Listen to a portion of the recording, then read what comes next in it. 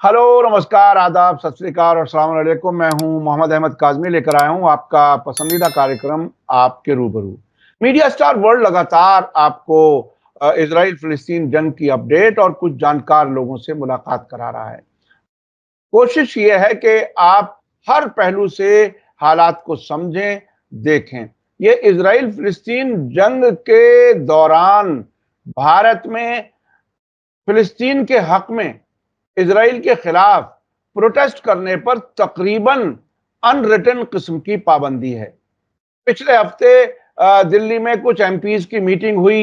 ये ऐसा लगा मुझे भी कि शायद या तो फिलिस्तीनी एम्बेसी जो दिल्ली में है, जिसके तार सीधे इजराइल से जुड़े हुए महमूद अब्बास की वजह से, या तो उनका कोई काम होगा या कुछ, बहरहाल मोदी सरकार भी किसी हद तक शायद नरमी दिखाने लगी है। लेकिन अभी मुल्क भर में ऐसा महसूस नहीं हो रहा कि फिलिस्तीनियों के लिए आवाज उठाई जा सकती। लेकिन मुल्क में करगिल एक जगह ऐसी है जहां फिलिस्तीन के हक में प्रोटेस्ट मुसलसल हुए हैं। अब भी लोग आवाज उठा रहे हैं और ये बिल्कुल अलग किस्म की सूरत हाल है। ऐसा नहीं लगता कि जैसे बंबई में या दिल्ली में या दूसरी जगहों पर रोक टोक होती है, वहां शायद सरकार ने भी ये समझ लिया है कि वहां उनकी इजाजत दी जाए।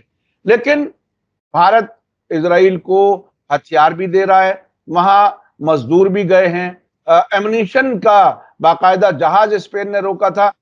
इस सब के दरमियान ये सब भी हो रहा है। तो आज मैं करगिल के हालात को जानने के लिए बात कर रहा हूं सज्जाद हुसैन करगिली से, जो सीनियर जर्नलिस्ट हैं, सोशल एक्टिविस्ट हैं। 2019 में लोकसभा इलेक्शन लड़ चुके हैं लद्दाख से और दूसरे नंबर पर थे। इस वक्त वो करगिल डेमोक्रेटिक अलायंस के मेंबर हैं और ये अलायंस इस वक्त स्टेटहुड मांग रही है दिल्ली सेंट्रल गवर्नमेंट से। क्या कुछ होगा, वहां से एक पैदल मार्च भी शुरू हुई है करगिल से दिल्ली के लिए, जो इस वक्त रास्ते में है।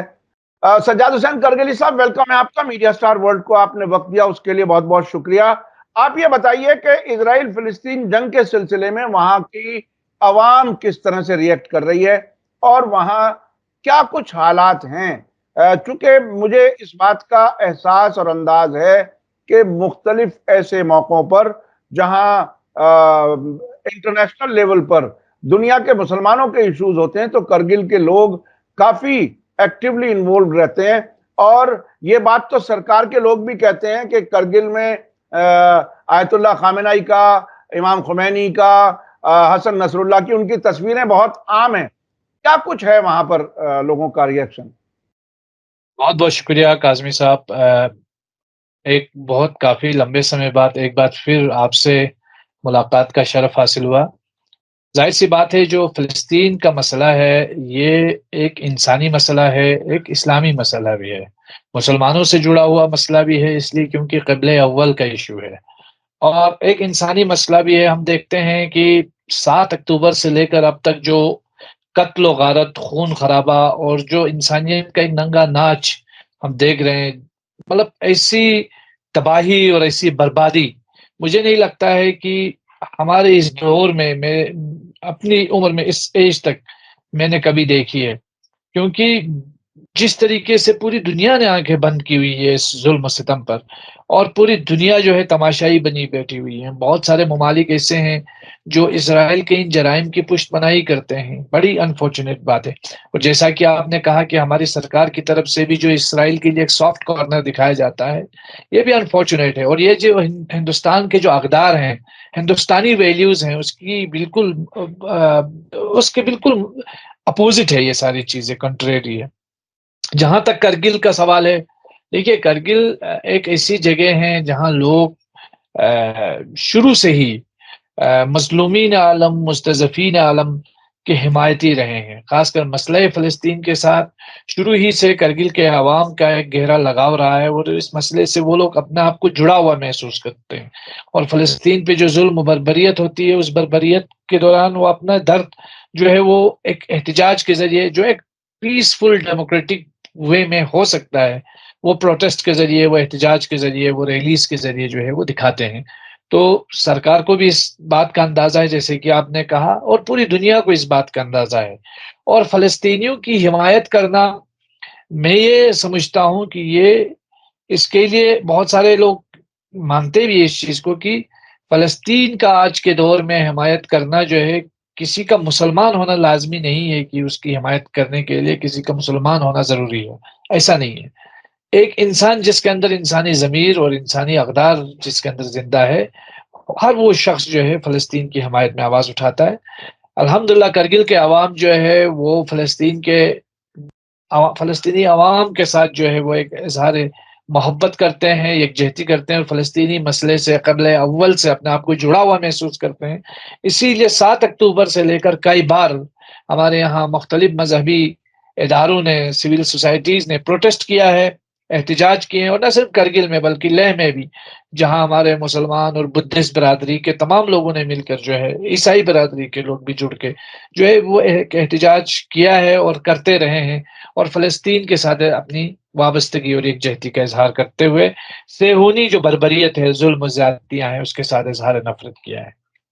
अच्छा, इस दौरान क्या कभी सरकार ने, सरकारी लोगों ने या खुफिया एजेंसियों ने या पुलिस ने कभी कुछ ये कहने की कोशिश की हो कि नहीं ये मत करो या कम करो या किसी वेन्यू पर रह कर के कोई आप मीटिंग कर सकते हो लेकिन सड़क पर नहीं आ सकते, कभी शुरुआत में ऐसा कुछ हुआ? मुझे तो नहीं लगता बल्कि एडमिनिस्ट्रेशन का पूरा-पूरा कोऑपरेट रहता है क्योंकि हमारा जो प्रोटेस्ट का नेचर होता है वो बड़ा पीसफुल होता है। ज़ाहिर-सी बात है हम एक एहतिजाज कर सकते हैं, अपना गम गुस्सा दिखा सकते हैं, वो हम दिखाते हैं और एडमिनिस्ट्रेशन की तरफ से कोई ऐसी प्रॉब्लम या यूटी इंतज़ामिया की तरफ से कोई ऐसी दिक्कत का सामना अभी तक तो नहीं हुआ है। हाँ, हमने सुना है कि दिल्ली में एहतिजाज करने पर पाबंदी है लोगों को जैसे अभी हाल ही में हमने देखा मंडी हाउस से जंतर-मंतर जुलूस निकल रहा था, उन्हें रोका गया। एक बार सिर्फ़ कॉन्स्टिट्यूशन क्लब में एक अच्छा-सा एक प्रोग्राम हुआ था जिसमें बहुत सारे लोग आए थे। लेकिन यहाँ पे श्रीनगर के अंदर, कश्मीर के अंदर भी लोगों ने मुहर्रम के अय्याम में फ़लस्तीनी परचम उठाए, फ़लस्तीन की हमायत में एहतिजाज किया। तो मैं समझता हूँ ठीक है मतलब ये एक वे ऑफ प्रोटेस्ट है जो मुख्तलिफ अंदाज़ में लोग जो है इज़हार करते हैं। हमने देखा है कि हालाँकि कश्मीर में हमने सुनने में ये आया है कि 1-2 एफआईआर लॉन्च किए गए हैं लेकिन उसके बावजूद भी उस पर कोई फ़र्क नहीं पड़ा और ये एहतिजाज जो है लोगों ने जो है कंटिन्यू रखा। जी, मैं अपने दर्शकों को याद दिला दूँ कि मुहर्रम में 10 मुहर्रम के जुलूसों में यूपी में ख़ास तौर पर कई जगहों पर कुछ नौजवानों ने फ़िलिस्तीनी झंडा लिया हुआ था। उसके खिलाफ़ उनके खिलाफ़ कुछ एफआईआर हुई हैं और कुछ कानूनी कार्रवाइयाँ हो रही हैं। लेकिन एक और बहुत ही मुस्बत खबर भी है, करगिल के अलावा पिछले 2 हफ्ते में बेंगलोर में एक कोई इवेंट होने वाला था जिसमें इज़राइलियों का प्रोग्राम था, वो कैंसल करना पड़ा। लोगों ने उसके खिलाफ आवाज़ उठाई। इसी तरह से मुंबई में इज़राइली फ़िल्म फेस्टिवल होने वाला था, फिल्म फेस्टिवल। उसको भी वो सरकार को मजबूर किया गया कि उसे कैंसल किया जाए। तो बहरहाल लगता है कि हालात निस्बतन अब बदलते जा रहे हैं और अभी आने वाले हफ्ते में दिल्ली में 2 कुछ कॉन्फ्रेंसें होने जा रही हैं और देखते हैं उस वक़्त क्या सूरत-ए-हाल रहेगी दिल्ली पुलिस की या खुफिया एजेंसी की। लेकिन मुझे इत्तला मिली है कि इजाज़त मिली है प्रोग्राम्स होने की।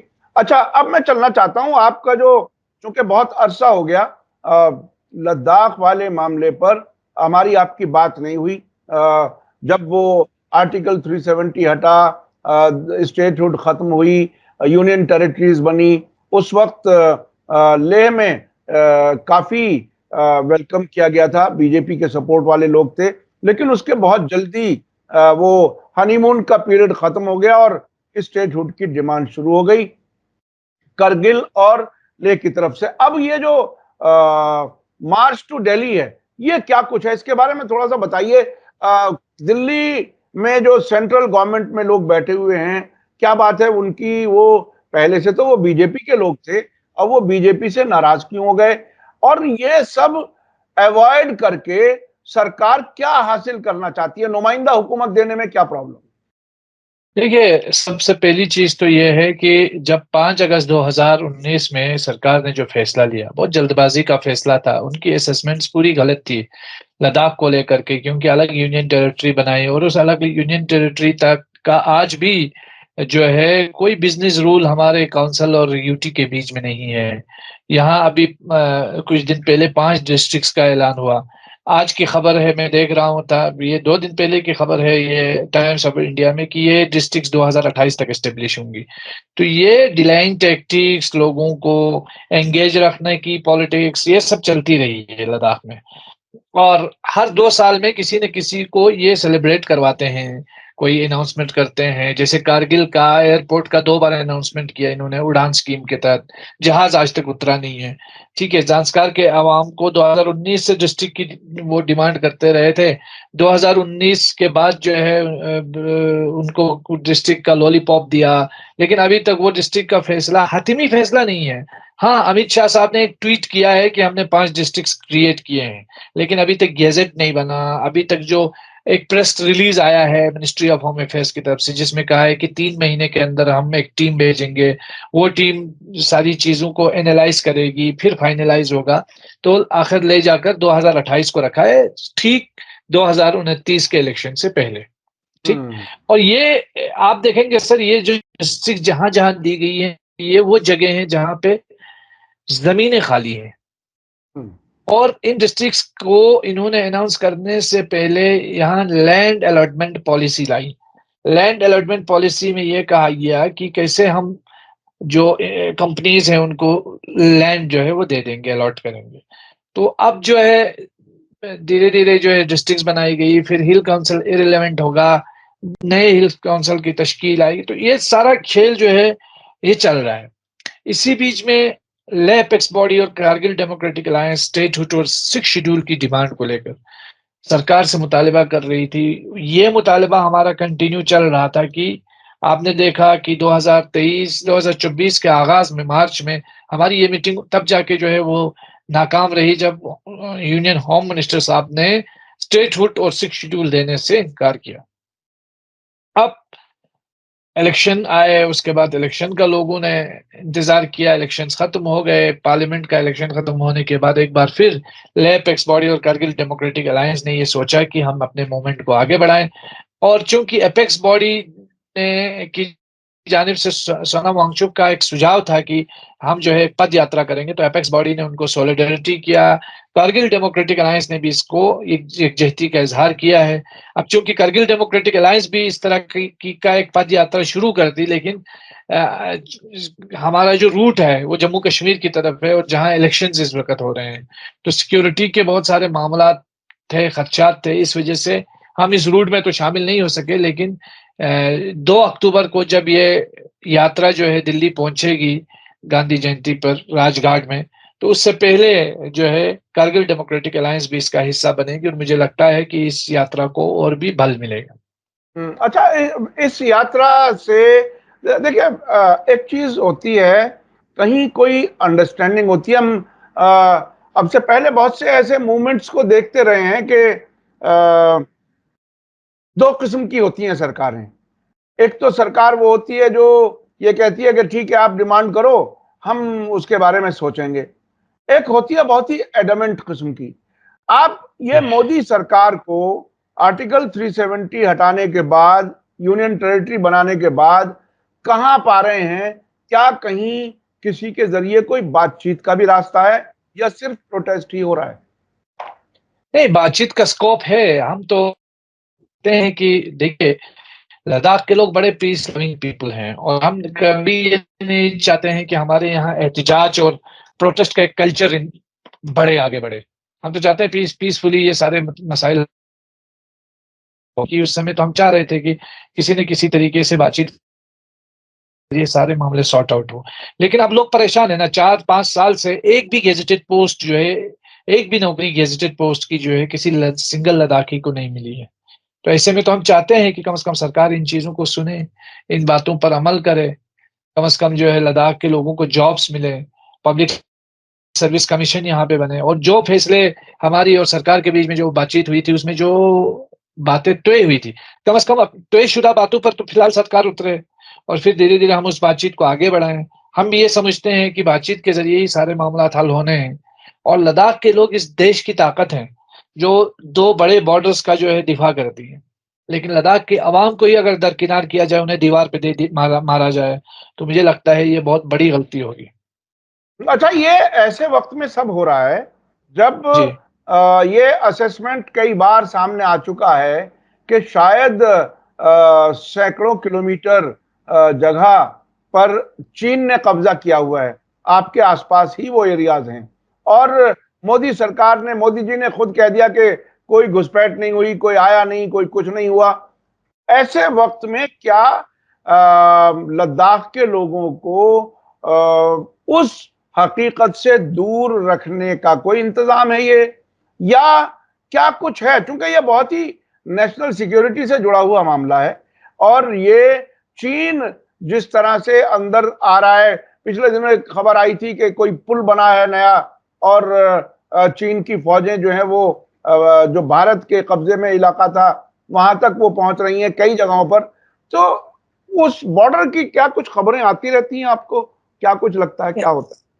मुझे लगता है कि गाये-बगाए ये खबरें आती हैं, लेकिन हमारी जो इन्फॉर्मेशन है, इंडियन आर्मी बहुत मज़बूती से चाइनीज़ जो थ्रेट का जो मुकाबला कर रही है और बहुत मज़बूती से डिप्लॉयमेंट भी है और मज़बूती से सामना भी कर रही है। बात हमारी प्रॉब्लम जो है वो सरकार की और लद्दाख के अवाम की है। हम ये चाहते हैं कि सरकार सिर्फ़ लद्दाख को सिक्योरिटी के प्रिज़्म से न देखे। यहाँ लोग भी रहते हैं, यहाँ के लोग भी इस देश के लिए इतने ही इम्पोर्टेंट है जितना यहाँ की सिक्योरिटी है। लद्दाख के लोग भी यूनिफ़ॉर्म के बगैर के फौजी हैं। तो यहाँ के लोगों का आप देखें जो एनवायरनमेंट है, आप यहाँ के ग्लेशियर्स पिघल रहे हैं बहुत तेज़ी से, यहाँ का जो माहौलियात है, अगर ये बिगड़ता है तो ये भी एक बहुत बड़ा सिक्योरिटी थ्रेट है। अगर यहाँ डेमोक्रेसी नहीं रहती है, लोगों के अंदर एक ट्रस्ट डेफ़िसिट बढ़ता है, लोगों का और सरकार के बीच में तालमेल नहीं रहता, ये भी तो एक बहुत बड़ा थ्रेट हो जाता है। तो इसलिए हम ये बार-बार ये कह रहे हैं कि सिक्योरिटी की प्रिज़्म से देखें, लेकिन सिर्फ़ सिक्योरिटी के ही प्रिज़्म से ना देखें। चीज़ों हुँ, को अंडरस्टैंड करें, हल करें और जहाँ तक चाइनीज़ का ताल्लुक है, मुझे लगता है कि बॉर्डर एरियाज़ के अवाम और फ़ौज बहुत तेज़ी से जो है चाइनीज़ थ्रेट्स का मुकाबला कर रहे हैं और बहुत मज़बूती से कर रहे हैं और बहुत सारी जगहों पे जो है बातचीत भी हो रही है और फिलहाल तक जो है कोई ऐसी चीज़ सामने नहीं आई जिससे ये अंदाज़ा लगाया जा सकता है कि आइंदा आने वाले दिनों में कोई खतरा हो। हाँ, लेकिन ये बात सही है कि चाइना का भी कोई भरोसा नहीं है।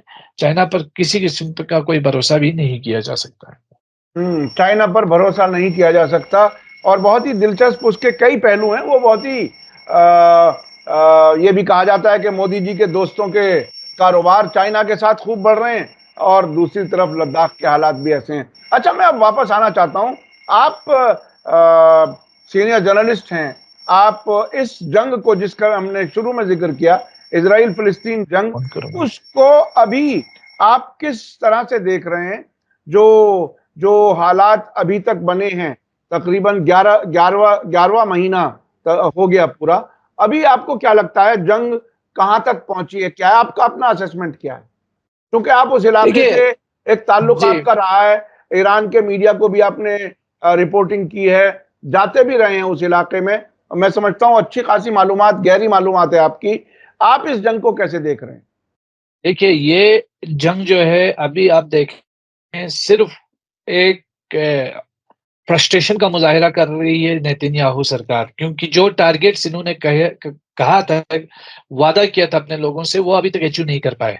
हमास आज भी मज़बूती के साथ उनका मुकाबला कर रही है। नॉर्थ के साइड में जो है हिज़्बुल्लाह बहुत तेज़ी से उनके ऊपर जो है मुकाबला कर रही है और यही नहीं बल्कि हौसियों ने जिस तरीके से अंसारुल्लाह मुकाबला कर रही है, तो ये तीनों तरफ से जो एक इज़राइल को बिल्कुल उनके उनके जो कार्रवाइयों का जवाब उन्हें मिल रहा है और अब देखिए इज़राइल की बौखलाहट ये है कि अब ये खान यूनुस के इलाके में भी बहुत तेज़ी से अपनी बर्बरियत को आगे बढ़ा रहा है।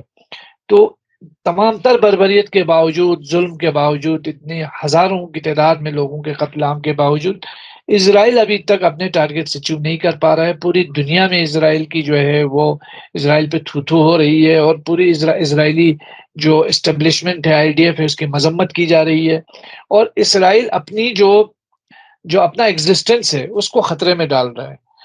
और जिस तरीके से हम देख रहे हैं कि जो मुज़ाहिमती महाज़ है, वो बहुत मज़बूती से जो है अपने अहदाफ को लेकर के आगे बढ़ रहा है। चाहे आप देखें कि अंसारुल्लाह ने जिस तरीके से हालिया दिनों में अटैक्स किए हैं, हालाँकि अमेरिका की धमकियों के बावजूद वो मुकाबला कर रहा है। इराक के अंदर हश्द शाबी जो है अमेरिका को परेशान किए हुए है और अमेरिका जो है बहुत सारी जगहों से वो निकलने की तैयारी भी इस वक़्त अमेरिकन अफ़वाज कर रही हैं। और नॉर्थ के अंदर जिस तरह जनूबी लेबनान से हमले हो रहे हैं और जनूबी लेबनान ने गिलीली और फिर इसी तरीके से दीगर इलाकों में जो इस वक़्त अपना जो मिसाइल का रेंज भी उन्होंने बढ़ा लिया है और जो टारगेट्स उन्होंने काफ़ी तल अवीव तक उन्होंने निशाना बनाने की कोशिश की है। तो मुझे लगता है कि इज़राइल जो है पिछले 1 साल में कामयाब नहीं हुआ है कि वो हमास को जो है वो कुचल सके, हिज़्बुल्लाह का मुकाबला कर सके, हौसियों का मुकाबला कर सके और एक दूसरी तरफ जो अरब दुनिया में एक बढ़ती हुई नफ़रत है, ये भी इज़राइल के लिए एक बहुत बड़ा खतरे की घंटी है। इज़राइल के अपने जो मीडिया हाउसेस का ये बताना है कि पिछले कई सालों से जो पिछले 70 सालों में इतने लोग इज़राइल से नहीं निकले थे जितने इस 1 साल में जो है इस जंग की वजह से लोग नकल मकानी करके दूसरे ममालिक में या जिन ममालिक से वो लोग आए थे उन ममालिक में वापस पनाह लेना उन्होंने शुरू किया है। तो मुझे लगता है इज़राइल इस जंग के ज़रिए अपने वजूद को खतरे में डाल रहा है। वजूद को खतरे में डाल रहा है। असल में सवाल सबसे बड़ा वही है, वजूद का। खुद इज़राइल के कई ज़िम्मेदार, एक former prime minister Ehud Barak, वो तो कई बार कह चुके हैं कि 80 साल से ज़्यादा हमारी हुकूमत नहीं होती, हमारी तारीख नहीं बताती कि 80 साल से ज़्यादा हमारी सरकार चलेगी। और ईरान की लीडरशिप तो कहती है कि इज़राइल को ख़त्म होना है। तो क्या आपको लगता है कि जिस तरह से नेतन्याहू और उसके साथ इतामर बिन गवीर, बेजलेल स्मोट्रिच, जो बिल्कुल तबाही की तरफ आगे बढ़ रहे हैं, क्या ये खुद ही इस वजूद को खतरे में, क्या खात्मे की तरफ ले बिल्कुल, जाएंगे? क्या कुछ? बिल्कुल। विद इन इज़राइल जो प्रोटेस्ट हो रहे हैं, विद इन इज़राइल जो जितने भी जो हॉस्टेजेस के घर वाले हैं या फिर जो अवाम के अंदर जो गुस्सा है और इज़राइल के अंदर इवन कैबिनेट भी 2 हिस्सों में तक़सीम हो गई थी पिछले महीने हमने देखा कि कैबिनेट के अंदर भी एक तज़ाद भरी खबरें वहाँ से निकल रही थी। तो मुझे लगता है नेतन्याहू बहुत तेज़ी से जो है अपनी जो एक उनका एक अहमियत थी, वो लेजिटिमेसी थी, वो ख़त्म हो रही है उसकी और यही वजह है कि वो अपनी लेजिटिमेसी को बरकरार रखने के लिए इस जंग को दवाम देने की कोशिश कर रहा है और ये जो दवाम देना है, यही इसके वजूद के लिए ज़रर का बाइस बन रही है। तो इस वक़्त नेतन्याहू इज़राइल से ज़्यादा अपनी साख़्त को बचाने की कोशिश में लगा हुआ है। ये असल बात वही है कि अपनी साख को बचाने के लिए, और वो ये भी कहा जाता है कि क्योंकि अगर ये सरकार से बाहर हुए तो इन्हें जेल जाना पड़ेगा और बिल्कुल, उससे कोई नहीं बचा सकता। लेकिन वो अपने अपने आप को जेल से बचाने के लिए पूरे मुल्क को एक तरह से जेल बना दिया। जिस किस्म के प्रोटेस्ट होते हैं, देखिए, छोटी सी आबादी में परसों रात ये प्रोटेस्ट की तादाद जो बताई गई थी, 3.5 लाख लोग सड़क पर थे, उसमें तेल अवीव में और कुछ और शहरों में। तो ये बहुत बड़ी तादाद होती है। जंग के दौरान जब खौफ भी हो कि कहीं से भी हमला हो सकता है, लोग सड़कों पर हों। आम दिनों में लोग शेल्टरों में दिन गुजार रहे हैं। आम दिनों में लीडर्स अपने घरों में नहीं सो रहे, जब से इस्माइल हानिया का कत्ल हुआ है तेहरान में। अभी आपको क्या मुस्तकबिल क्या लग रहा है? क्या इसी झटके में, क्या इसी जंग के आखिर तक इजराइल का वजूद खत्म हो जाएगा, या ये एक आध और कोई और मौका चाहिए इसको? मुझे लगता है अगर ये जंगबंदी नहीं हुई, बीच में ये जो किसी पीसफुल एग्रीमेंट पे नहीं उतरे और ये जंग कंटिन्यू रही, तो ये जंग इज़राइल को तबाही की तरफ ले जाएगी। और चूँकि आप देखें कि हिज़्बुल्लाह 2006 का हिज़्बुल्लाह नहीं है। आज हिज़्बुल्लाह 20 गुना उन्होंने अपनी ताकत बढ़ा ली है। और हिज़्बुल्लाह के पीछे ईरान खड़ा है और ईरान के पीछे रूस और चीन खड़े हैं। तो ये एक कनेक्शन है। हम्म, अगर आप डॉट्स को मिलाते जाएँ तो ये एक बहुत 2 बड़ी ताकतों की लड़ाई है। और एक तरफ उसकी लीडरशिप जो है इज़राइल के हाथ में है, दूसरी तरफ वही लीडरशिप जो है वो ईरान के हाथ में है। यही वजह है कि इज़राइल भी जो है आगे जाकर के काफ़ी तबाही देखेगा अगर ये कंटिन्यू रही जंग। अगर किसी पेज पे आके ये पीसफुल एग्रीमेंट हुआ, तो मुझे लगता है नेतन्याहू तो जेल चला जाएगा, इसमें कोई दो राय नहीं है।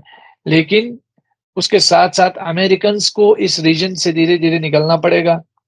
अरब हुकूमतों को भी इसका ख़मियाज़ा भुगतना पड़ेगा क्योंकि इस जंगबंदी के बाद लोगों की जो अटेंशन है, वो इन हुक्मरानों की कारकर्दगी पर भी जाएगी, जिस पर अभी सवाल नहीं उठ रहे हैं इस जंग की वजह से।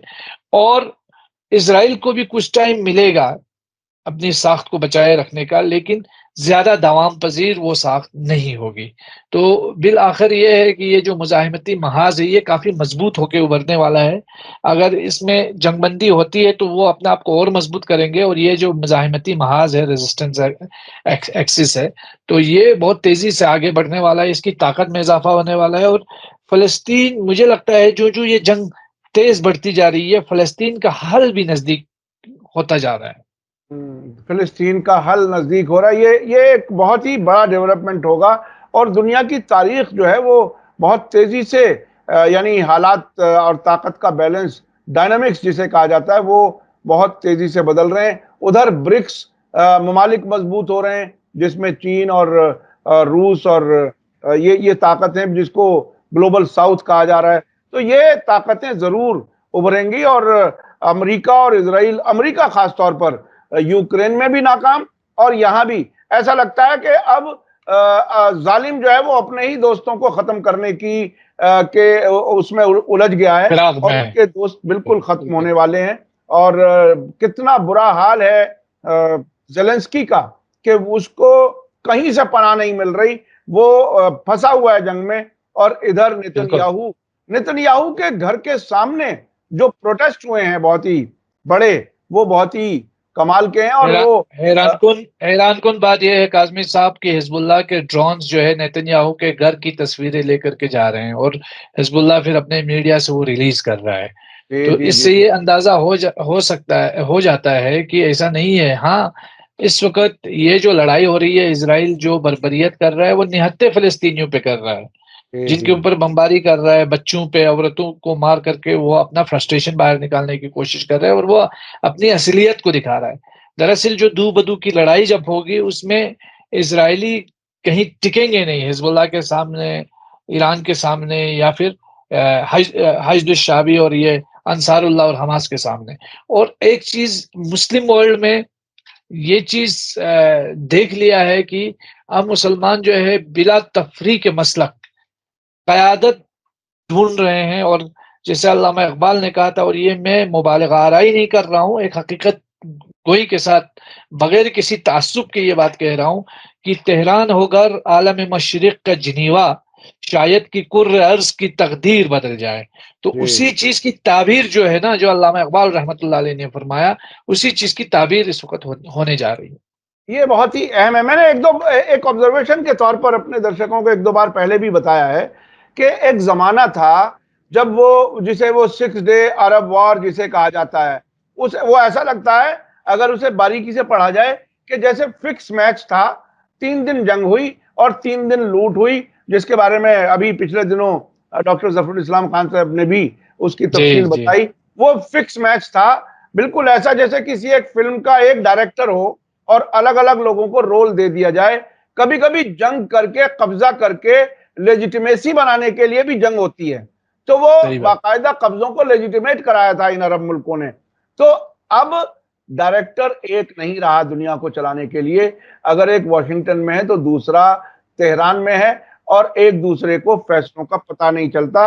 इस हद तक बिल्कुल अलग अभी जिस तरह से हिज़्बुल्लाह ने पिछले हफ्ते जो हमला किया है, जिसमें बड़ी तादाद में रॉकेट और मिसाइल और उसके साथ-साथ बाद में ड्रोन, तो उसकी स्ट्रैटेजी बहुत दिलचस्प थी। मैं अभी एक आर्टिकल पढ़ रहा था अब्दुल बारी अतवान का, जो लंदन में हैं, उन्होंने कहा कि ये पहले आयरन डोम को बिजी करने के लिए ये भेज दिया बिल्कुल। गया और बाद में ड्रोन भेजा, जो असल टारगेट था ड्रोन के जरिए टारगेट किया गया। जी, तो ये आयरन इस डोम के एग्ज़ॉस्ट करने के बाद उनको जब वो एग्ज़ॉस्ट हो गए, जी, तब जी, जी। जाके उन्होंने असल टारगेट को अपने अहदाफ को निशाना बनाया। बिल्कुल, यानी इतनी इतनी गैर मामूली स्ट्रैटेजी जिसका कोई अंदाज ना लगा सके, ये यही वजह है कि 2 अलग-अलग जगह हैं फैसले लेने की और वो नहीं, अभी समझ एक चीज़ ये भी है काज़मी साहब, जैसे मकाम मुअज़्ज़म रहबरी आयतुल्लाह ख़ामेनी